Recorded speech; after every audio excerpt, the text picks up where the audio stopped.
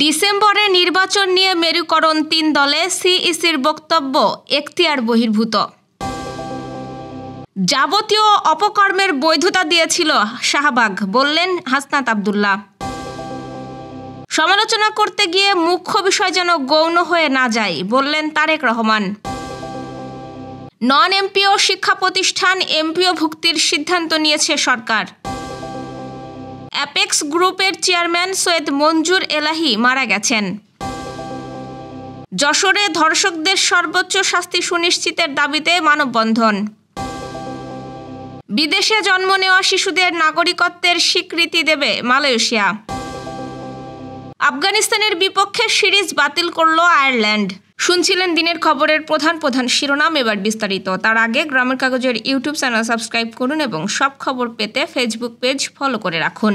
আসন্ন দ্বাদশ জাতীয় সংসদ নির্বাচন নিয়ে বাংলাদেশের রাজনৈতিক উত্তেজনা বেড়েই চলেছে। বিএনপি ও তার জোট শরিক দলগুলো ডিসেম্বরে নির্বাচনের জন্য প্রস্তুত বলে জানিয়েছে। অপরদিকে জামায়াতে ইসলামী ও এনসিপি নির্বাচনের জন্য বিচার এবং প্রয়োজনীয় সংস্কারের দাবি জানিয়েছে। তবে ডিসেম্বরে নির্বাচন হলে তাদের প্রস্তুতি রয়েছে বলেও স্পষ্ট করেছে তারা।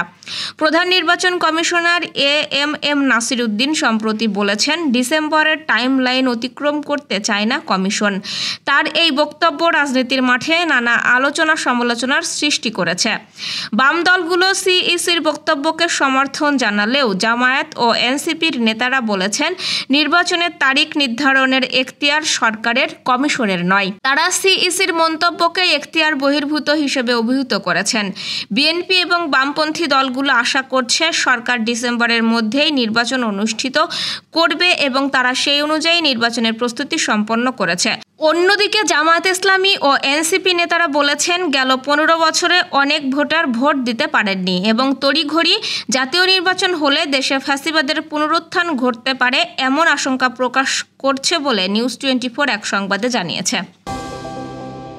জাতীয় নাগরিক পার্টির দক্ষিণাঞ্চলের মুখ্য সংগঠক হাসনাত আব্দুল্লাহ বলেছেন, শাহবাগ কেড়ে নিয়েছিল এদেশের মানুষের বাক স্বাধীনতা থেকে শুরু করে সব ধরনের মৌলিক মানবাধিকার, কেড়ে নিয়েছিল স্বাধীনভাবে বেঁচে থাকার অধিকারটুকুও। মঙ্গলবার দিবাগত রাতে নিজের ভেরিফাইড ফেসবুক আইডিতে এক পোস্টে তিনি একথা বলেন। হাসনাত আব্দুল্লাহ লিখেছেন, শাহবাগ একদিনে গড়ে ওঠেনি, এককভাবে কেউ শাহবাগ গড়ে তোলেনি। শাহবাগ কায়েম করতে সমর্থন দিয়েছিল তথাকথিত সুশীল সমাজ, বুদ্ধিজীবী, আমলা, সাংস্কৃতিক কর্মী, বিদেশি এজেন্ট, রাজনীতিবিদ এবং ক্রীড়াবিদরাও।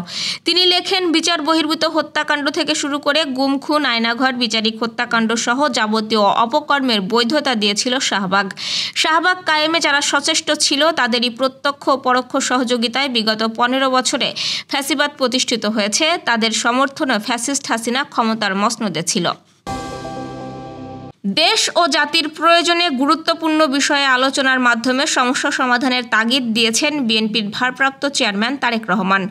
এক্ষেত্রে পরস্পরের মধ্যে অহেতুক সমালোচনা থেকে বিরত থাকারও আহ্বান জানিয়েছেন তিনি। মঙ্গলবার রাজধানীর গুলশানে শুটিং ক্লাবে এক ইফতার মাহফিলে ভার্চুয়ালি যুক্ত হয়ে তিনি এসব কথা বলেন।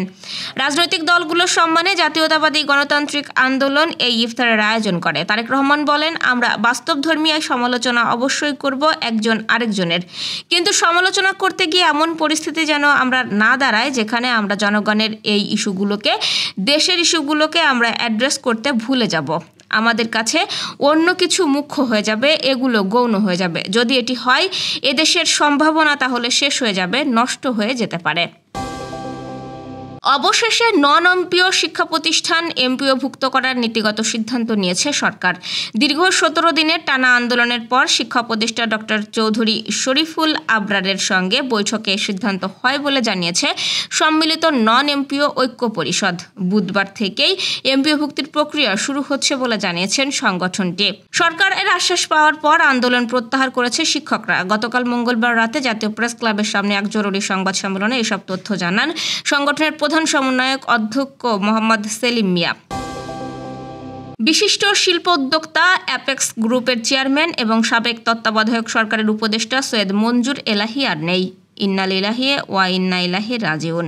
৭৯ বছর বয়সে সিঙ্গাপুরের একটি হাসপাতালে চিকিৎসাধীন অবস্থায় স্থানীয় সময় সকাল ৯টা ৩১ এবং বাংলাদেশ সময় সকাল ৭টা ৩১ তিনি শেষ নিঃশ্বাস ত্যাগ করেন। বার্ধক্যজনিত নানা রোগে ভুগছিলেন তিনি। সৈয়দ মঞ্জুর এলাহির ছেলে সৈয়দ নাসিম মঞ্জুর সিঙ্গাপুর থেকে টেলিফোনে মৃত্যুর খবরটি গণমাধ্যমকে নিশ্চিত করেছেন। নারী ও শিশু নির্যাতনের প্রতিবাদে এবং ধর্ষকদের সর্বোচ্চ শাস্তি নিশ্চিতের দাবিতে যশোরের সাংস্কৃতিক সংগঠনের উদ্যোগে মানববন্ধন হয়েছে। প্রেসক্লাব যশোরের সামনে সকালে এই মানববন্ধন হয়। একই দাবিতে আরও মানববন্ধন করে জয়তী সোসাইটি। উভয় আয়োজনে বক্তারা বলেন, ইদানিং যা চলছে তা এক প্রকার নারী বিরোধী প্রতিবিপ্লব। বিগত 5 দশকে সংগ্রামের মাধ্যমে সংসারে ও বাইরে নারী তার নিজের জন্য যতটুকু পরিসর তৈরি করতে পেরেছে তাও যেন সংকুচিত হতে চলেছে। আজকের ধর্ষণ মহামারীকে এই দৃষ্টিকোণ থেকেই দেখতে হবে। একে ঠেকাতে হলে নারীবান্ধব সাংস্কৃতিক সামাজিক বিপ্লবের কোনো বিকল্প নেই। মালয়েশিয়ার আদালতে এক ঐতিহাসিক রায় ঘোষণা হয়েছে। এখন থেকে বিদেশে জন্ম নেওয়া শিশুদের নাগরিকত্বের স্বীকৃতি দেওয়া হবে। ফলে দেশটির মায়েরা বিদেশে জন্ম নেওয়া তাদের সন্তানদের নাগরিকত্ব প্রদানের অধিকার অর্জন করলেন। গত সোমবার ঘোষিত এই রায়ের ফলে 18 বছরের কম বয়সী শিশুদের মালয়েশিয়ার নাগরিকত্ব লাভের পথ সুগম হয়েছে। তবে প্রাপ্তবয়স্কদের নাগরিকত্ব দেওয়া হয়নি, যা অনেক পরিবারকে এখনও আইনি অনিশ্চয়তায় রেখেছে। দেশটির প্রায় সবগুলো সংবাদ মাধ্যম ও Singapore based multinational news channel CNA এবং সাউথ চায়না মর্নিং পোস্ট জানিয়েছে, 4 বছর ধরে চলা এই আইনি লড়াইয়ে মূল কেন্দ্র ছিল লিঙ্গ বৈষম্য। মালয়েশিয়ার পুরুষরা বিদেশে জন্ম নেওয়া সন্তানদের স্বয়ংক্রিয় নাগরিকত্ব দেওয়ার সুবিধা পেয়ে আসলেও নারীরা এতদিন এই অধিকার থেকে বঞ্চিত ছিলেন। 2020 সালে ফ্যামিলি ফ্রন্টিয়ার্স নামের একটি অধিকার সংস্থা এবং ক্ষতিগ্রস্ত কয়েকজন মা সরকারের বিরুদ্ধে মামলা দায়ের করে, যার প্রেক্ষিতে এই ঐতিহাসিক রায় আসে। অস্ট্রেলিয়া ও ইংল্যান্ড আগেই পাকিস্তানের বিপক্ষে দ্বিপক্ষীয় সিরিজ না খেলার সিদ্ধান্ত নিয়েছিল। এবার আফগানিস্তানের বিপক্ষে সিরিজ বাতিল করল আয়ারল্যান্ড। ICCর সফরসূচি অনুযায়ী চলতি বছরে আফগানিস্তানের বিপক্ষে একটি টেস্ট এবং 3টি করে ওয়ানডে ও T20 খেলার কথা ছিল আইরিশদের। আফগানিস্তান ICCর পূর্ণ সদস্য, আর এই সদস্যপদ পাওয়ার একটি শর্ত হলো মেয়েদের দল থাকতে হবে। কিন্তু 2021 সালের আগস্টে তালেবানরা ক্ষমতায় আসার পর দেশটিতে মেয়েদের খেলাধুলা নিষিদ্ধ। এসব জটিলতায় আন্তর্জাতিক চাপে আছে দেশটি।